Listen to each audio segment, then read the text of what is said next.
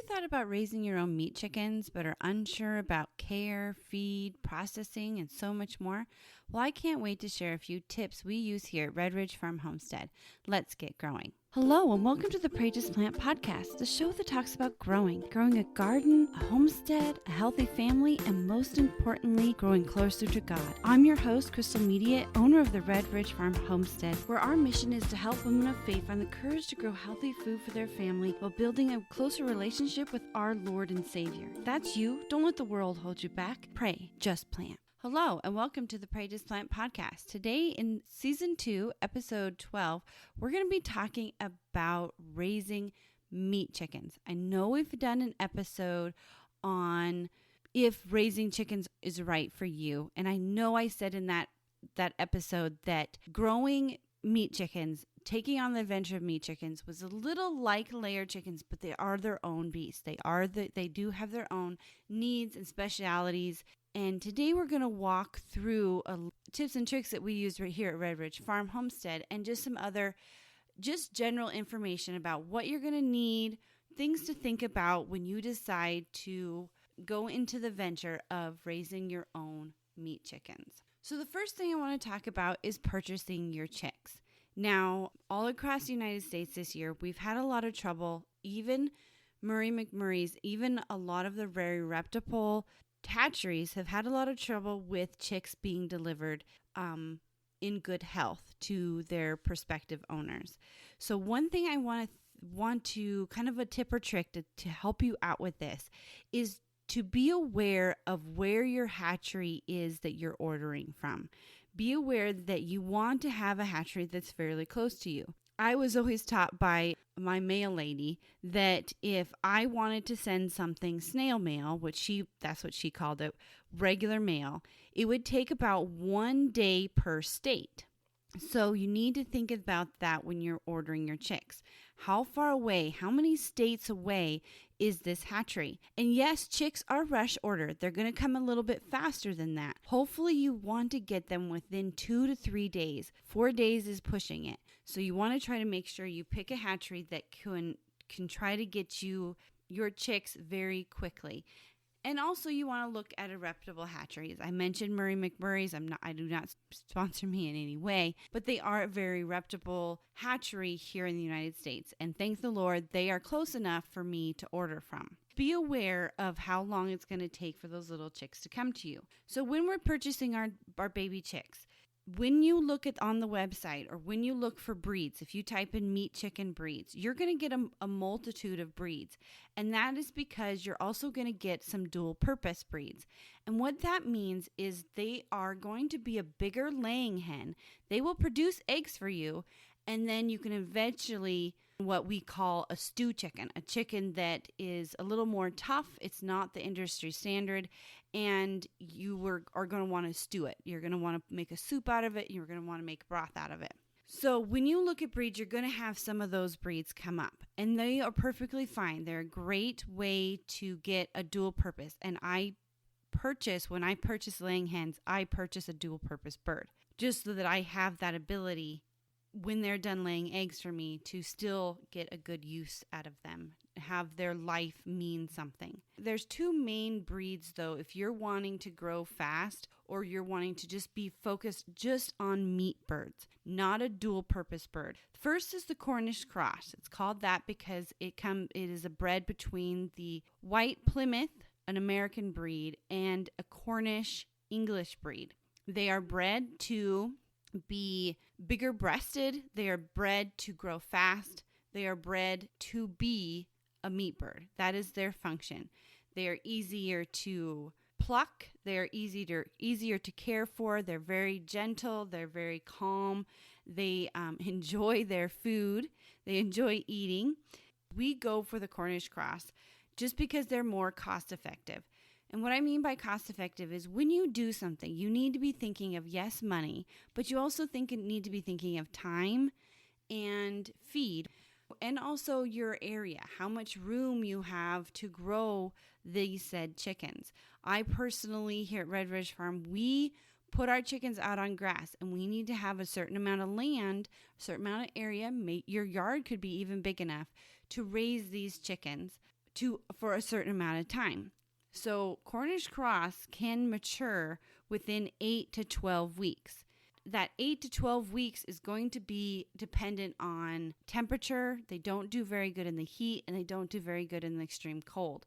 But the other breed, and I don't want to put this other breed, it is still a very good breed, but just for us, it just wasn't as cost effective because we raised both. And the only thing that bothered us with it is we just have a system here. We raise so many other animals. Our growing season is also very short that it was really hard to do big red broilers because, and the only thing against them is that they take 12 plus weeks. So that means another 4 weeks of feeding, another 4 weeks of purchasing feed, another 4 weeks of moving the house every single day. We move twice a day. So it's too much for our family to extend it that 4 weeks when we can actually be doing a whole nother batch of Cornish cross in those 4 weeks instead of only doing a single batch in that time. Another downside of them is they're more of a heritage bird, so they're going to be more of that dual purpose bird.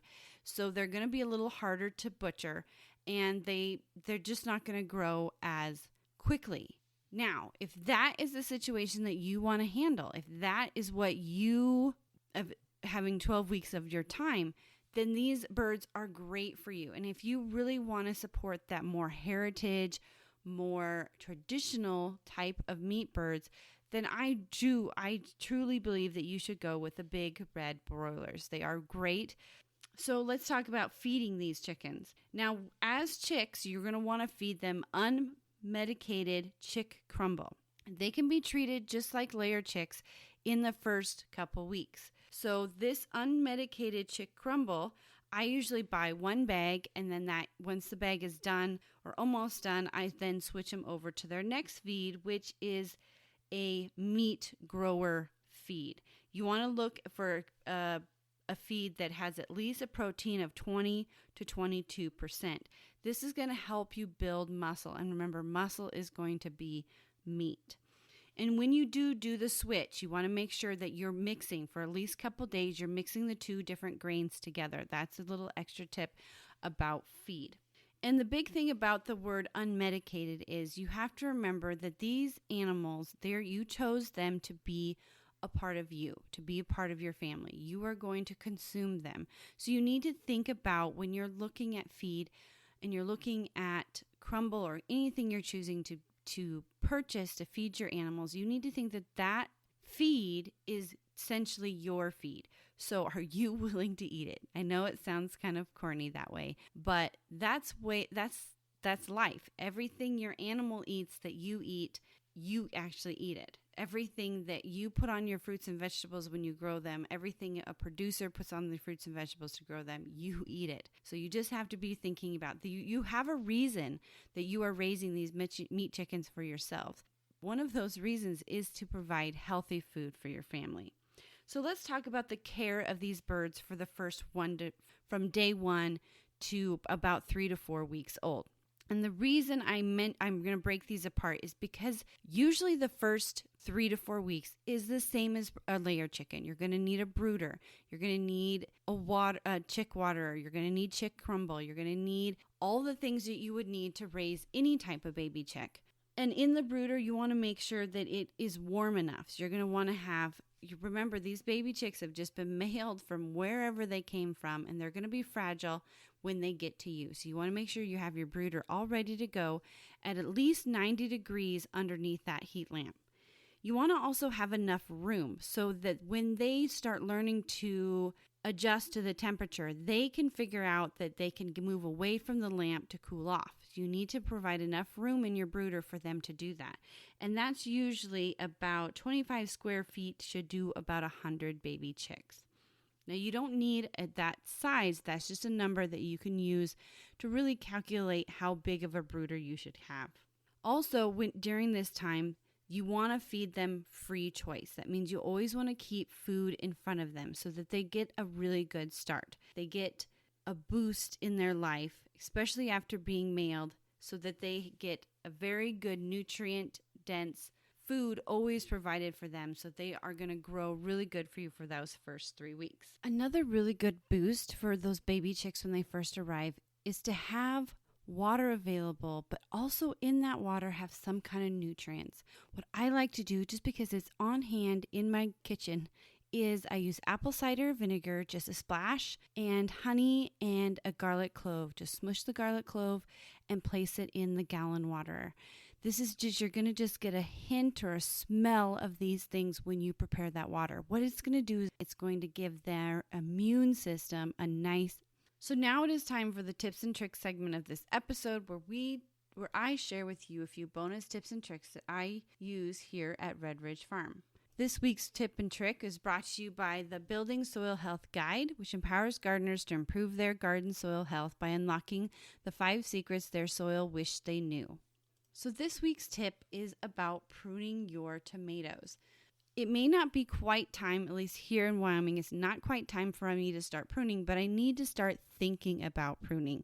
And you need to be thinking, when you think about pruning, about 2 different varieties. You need to remember which ones, when you planted them, which ones are going to be your indeterminate and which ones are your determinate, because these 2 different varieties are going to need to be pruned differently. Now, if you want to watch a video about how I prune my tomatoes, I did a live last year and I found it on my Facebook page.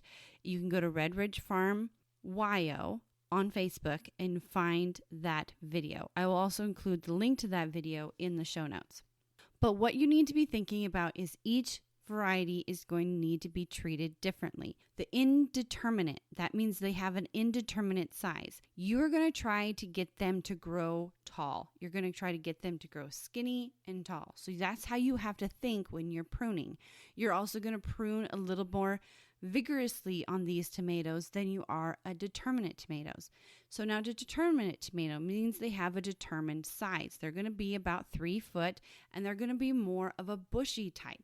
They're not going to be pruned as much. You're going to get some suckers out of it. And suckers it's hard to explain here on where you're listening, but in the crevice of 2 stems of the tomato, you're going to find a little shoot that is beginning to grow, and that is a sucker. It's sucking energy. That's why they call them that. It's sucking extra energy, and that all it is going to be, it's just going to be leaves. So it's sucking energy from the fruit that your plant is going to be trying to provide for you. So that's why we prune, is so that we can really concentrate on giving all the energy that the plant is producing and put it into fruit instead of just leaves. So let's talk about moving these meat chickens out on grass. So we've talked about the care from the day that you got them to 3 to 4 weeks. And the reason I say 3 to 4 weeks is because that is when you need to be starting to move them out on grass. What you need to be thinking is you can't really say, I'm moving them out at 3 weeks, I'm moving them out at 4 weeks. You have to look at the weather. Baby chicks, especially at this age, at 3 weeks old, they're going to be able to handle a couple nights of 32 degrees, but they're not going to be able to handle several nights of 32 degrees, like maybe every other night below 32 degrees. So you want to make sure that your temperatures are right. So here at Red Ridge Farm, we have it planned that we get our baby chicks in the first week of April, and then they grow for 4 weeks, and then we get them put out on grass. They're 4 weeks old because our last frost date is May 15th. That means from the 1st of May, when we go ahead and put these baby chicks out, to the 15th of May, there's still some chance that we will have some nights slightly below 32 degrees. Now, we're not going to have any really deep temperatures like 20s to the teens. We're just going to have maybe a few nights that might have some frost. So that's what works for us. So you just need to look at the weather to really decide, and to look at your weather patterns and decide when it's best to get baby chicks out for you. But you do not want to put them out before 3 weeks, because before 3 weeks, they cannot handle those cold temperatures. They cannot handle any really big fluctuations in temperature either. They haven't got themselves ready to really handle that kind of stress. And also, like if you choose a day to put them out, it could be just a random day. Look at the weather because you do not want to put them out right before a big storm. You want to wait for that storm to pass. Maybe it changes your dates just a little bit, but you have to be flexible. You have to take care of the chicks first. So where do we put these chicks when we decide to put them out? Well, most people put them in what is called a chicken tractor. So a chicken tractor can come in many shapes and sizes. In fact, you wouldn't believe it, but the first chicken tractor I had was one shape, and the second chicken tractor I currently use is an old truck topper. So you can really come out of the woods with the ideas for a chicken tractor. So give you some ideas about a chicken tractor. I have got a little bit of extra information here for you. So there's several styles of chicken tractors. There's the Joel Salatin's chicken tractor, which is very easy to use. This is a low cage that is about 2 feet off the ground. It is 10 foot by 12 foot and usually can grow about 75 broilers. You can find a great design of this in the new Polyface Designs book by Joel Salatin and Chris Slattery. They have really taken everything that Joel Salatin has built over the years and broken it apart for us homesteaders to really learn how to build these different structures that they use there at Polyface Farm. Now, like I said, this is used for about 75 birds. Now, you do not need to have a 10 foot by 12 foot. You can make it any size you want. You just need to make sure you have the proper size for how many birds you choose to grow at one time. There's also the Sokovich style. This is more of a walk-in style, and what I mean by that is you and I can walk into it to care for our birds. It is also built for a more small scale. It holds about 30 birds per tractor. When you're thinking about building a chicken tractor, when you're thinking about researching how to build one, you need to think about certain ideas. You need to have some source of water. Are you going to do a hanging water? Are you going to be on a lot of land that is sloped and you can't really set a water on the ground in it or it'll just drain away? So you need to think about what kind of water you're going to use.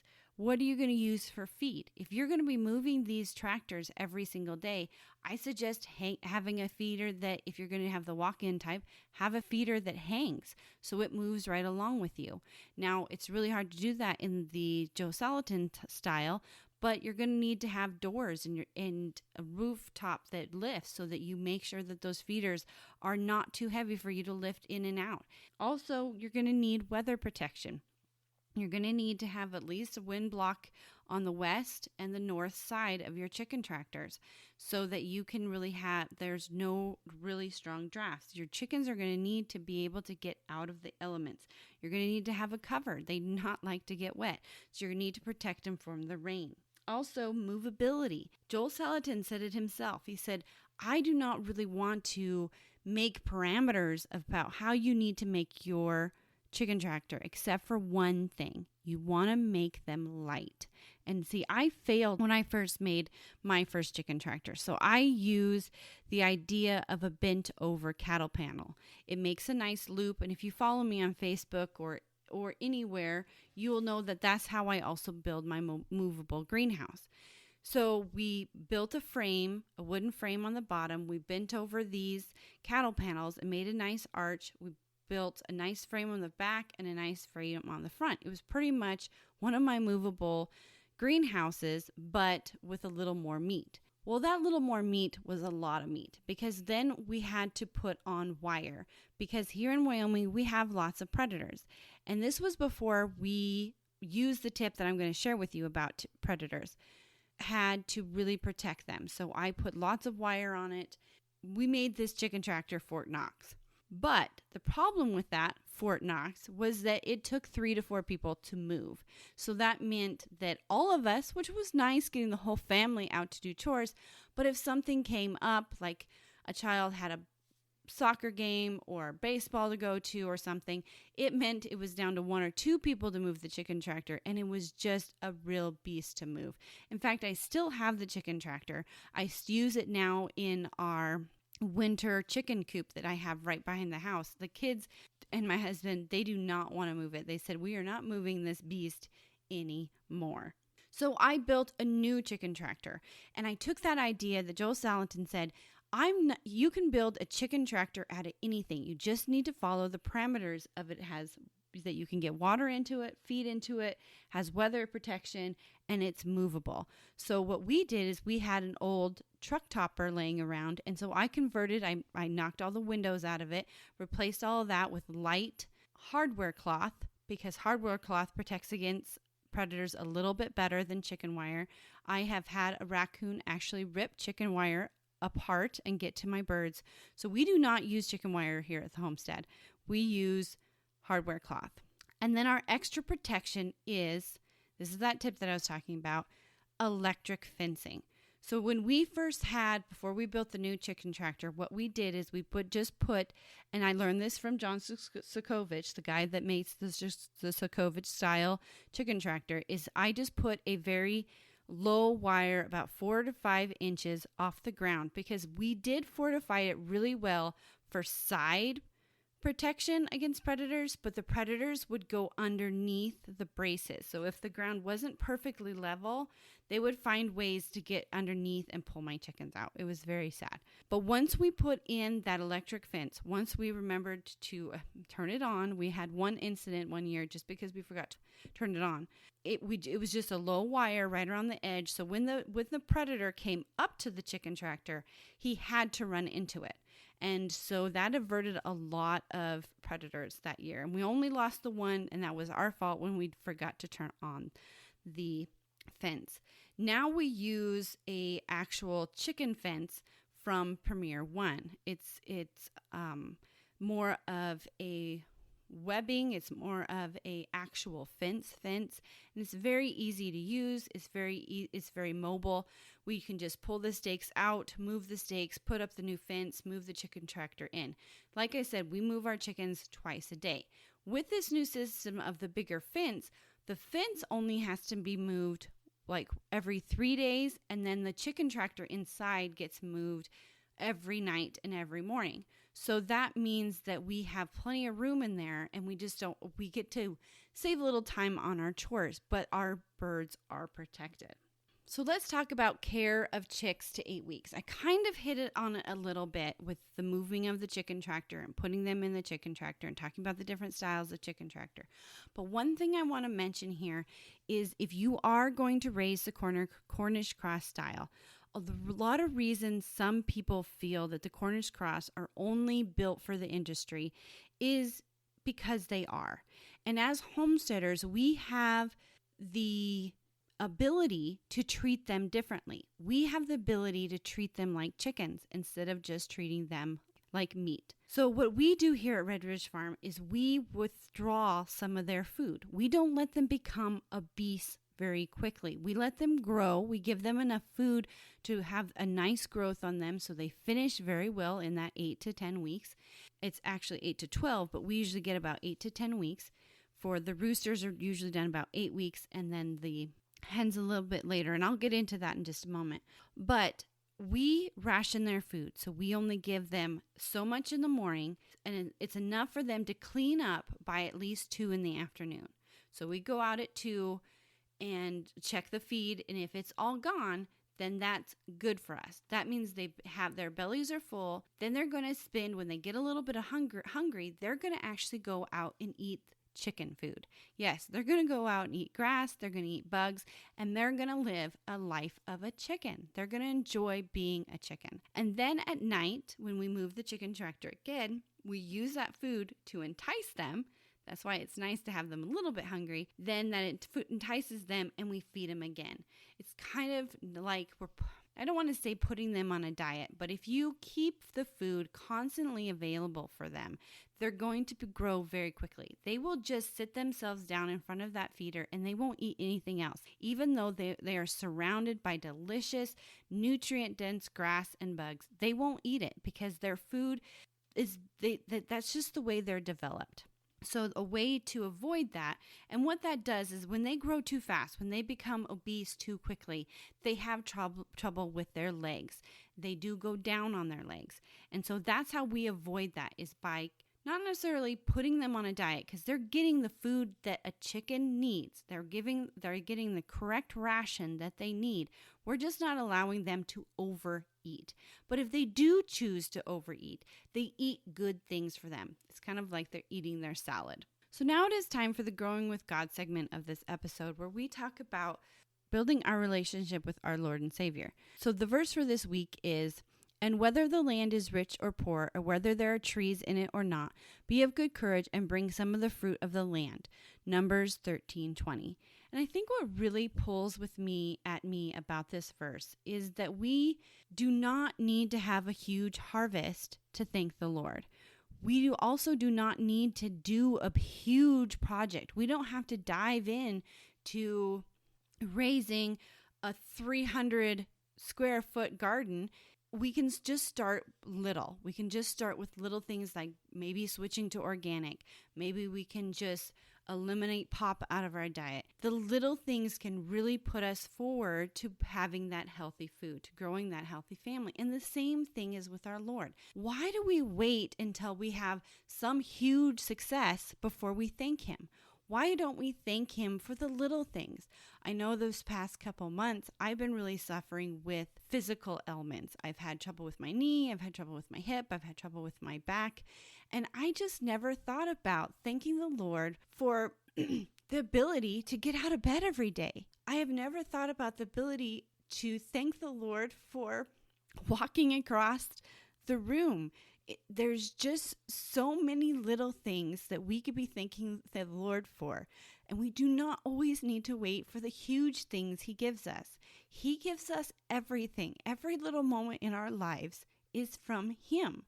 So I just want you to think about this week and think about this verse, that whether the land is rich or poor, whether you're giving your little triumph is big or little, whether there are trees in it or not, whether we have, grow the big garden or just change a few things in our lives to grow that healthy family, be of good courage. Bring some of the fruit of the land. Thank the Lord for the little things. Any fruit is worthy of being thankful for. Any fruit that we grow, anything that you change in your life, even if what you think is a minuscule thing, it is still growing. It is still moving towards our Lord. Numbers 13:20. So, how do we know when these birds are ready for the freezer? Well, this all is going to depend on weight. And it's also going to depend on your eating style. Do you have a family of 7? Do you have a family of 8 that needs to be fed every day? Do you have a family of 5 like myself? That is going to show you what size of bird that you want to butcher. When you go to the grocery store and you see the little Cornish roasting hens and then you see the larger broiler hens, the only difference between those is that one was harvested when they were a little younger. Other one was harvested when they were a little bigger and had grown a little bit more. So that's what you need to have to decide. We choose to go for 8 to 10 weeks. That gives us, and we look for a 10-pound rooster and 8-pound hen, because that gives us a 5 to 6-pound bird on the table for a whole bird. And that is enough for our family and have a little bit of leftovers. You also want to look at development. So what I like to do, this is going to be hard to describe, but if you can picture a bird and you're kind of coming up from behind him and you go forward and you reach around and grab his breasts. I know that sounds kind of weird, but you grab his breasts and are they full? Do they fill your hands? If they do, then those birds are going to be ready for you to harvest. They're going to be ready for your freezer. So how do you put them in your freezer? And well, I can't go through that here, but what I can do is, because if right now you're thinking about growing chickens, right now I'm giving you some tips and tricks before you get started. So what do you need in this process? You are going to need several tools that are very uncommon. One thing that we use here to make the end of life process very humane and very gentle for the chicken is we use slaughter cones. This hangs the chicken, this is going to be descriptive, but this hangs the chicken upside down, it puts it to sleep, and then we end its life. It is already asleep when it happens. There's no traumaticness to it, and that really helps us out. We also help that out with having a sharp knife. Then you're going to need a scalder. You're going to need something, and a scalder is just a large pot of really hot water that will help loosen the feathers so that plucking can be easier. Now, if you're going to be doing one batch, you can easily hand pluck. You do not need to go out and buy $1,000, $3,000 plucker.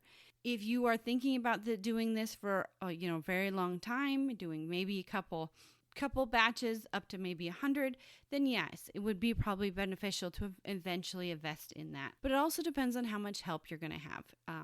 My kids have gotten very good at plucking chickens, and so that's just what we do. We hand pluck here. So for that, you're also going to need a heat source, large pot water for scalding. Then you may invest in a plucker, or you can pluck by hand. You're also going to need a table for eviscerating. I know that word is very blunt, but what it means is removing anything you don't want to eat. And so usually that's my job. And then you want trash tubs, so anything you don't want to eat can be thrown in the trash tubs. And then you're going to need either shrink bags, was what we use. They look just like the grocery store bags to do our whole chickens with. And for our piece chickens, we do, and that means we cut the birds up into pieces. So we have the wings, the thighs, the legs, all in different pieces. We use freezer bags, like Gladlock freezer bags, freezer paper, and freezer tape. So now let's talk about, you have these birds in the freezer, or you're thinking about to put these birds in the freezer. Do you piece or do you keep them whole? And I think the answer to that is, how do you know how to cook a chicken? One thing that I really had to learn here at Red Ridge Farm before we even started doing our own chickens is I had to learn how to cook with the mentality of a whole chicken. I couldn't look at just having the breasts and just having the thighs. I needed to have recipes for the whole chicken.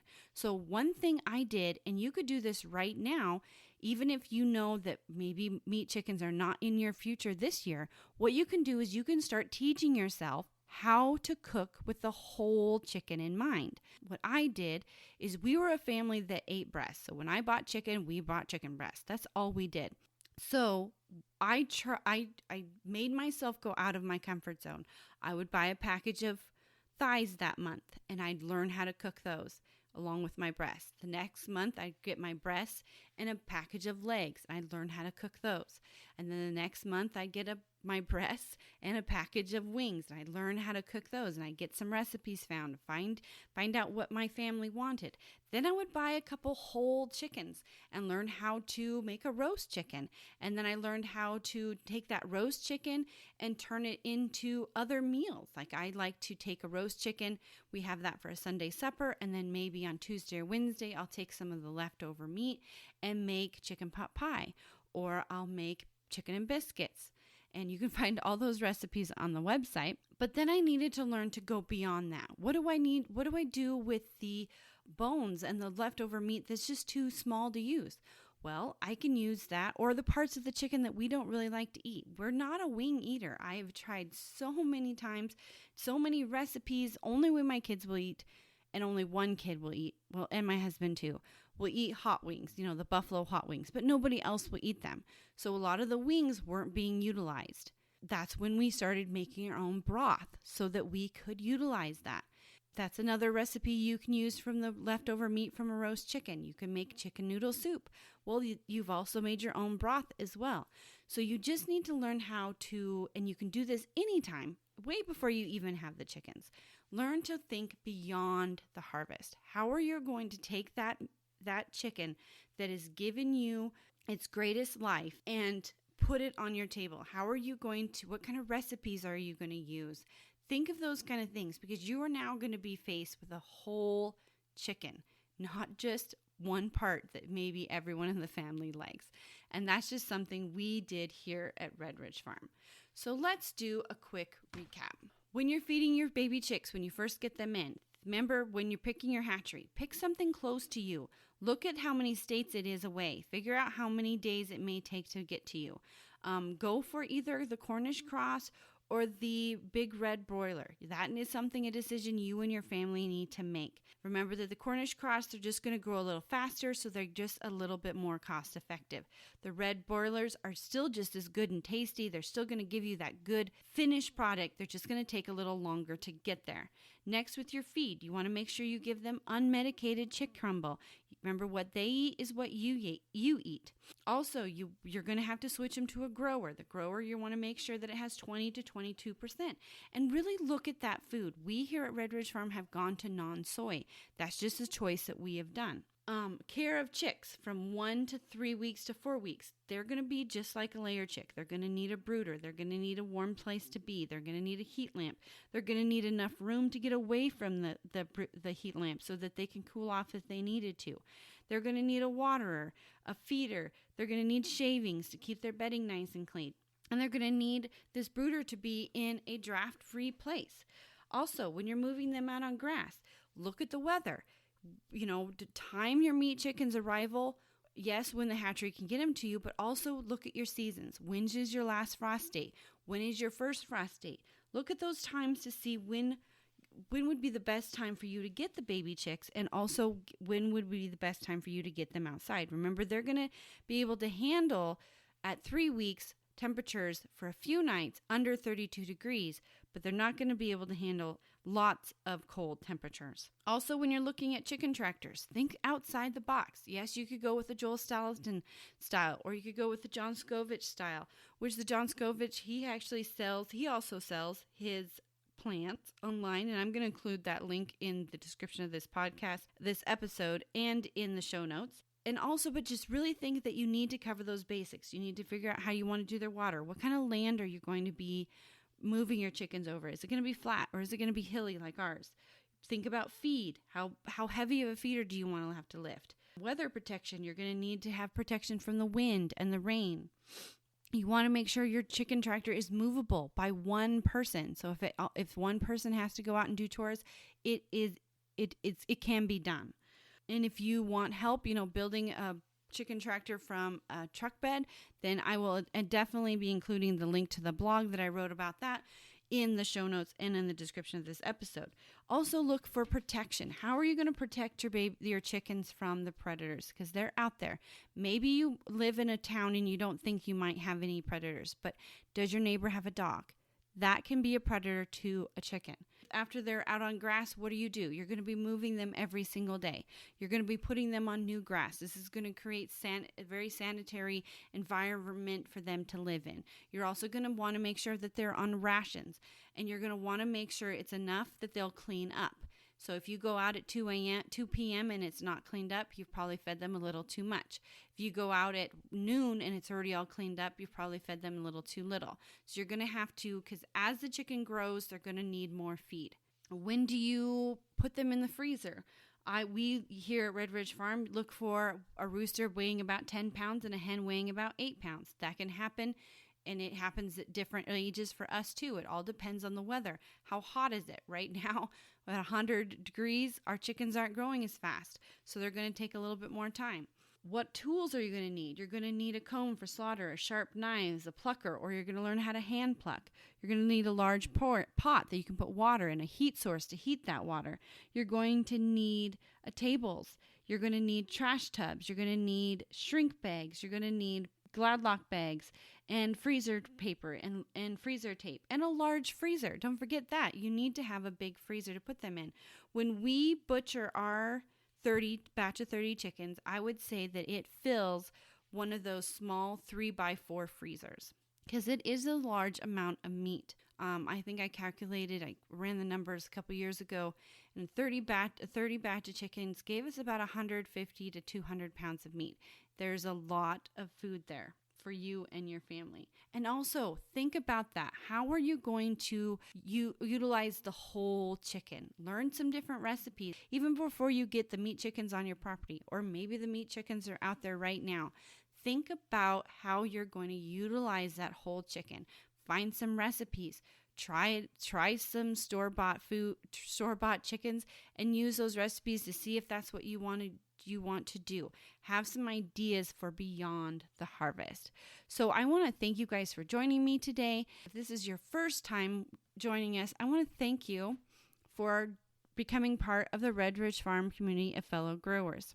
And remember, don't let the world hold you back. Pray, just plant.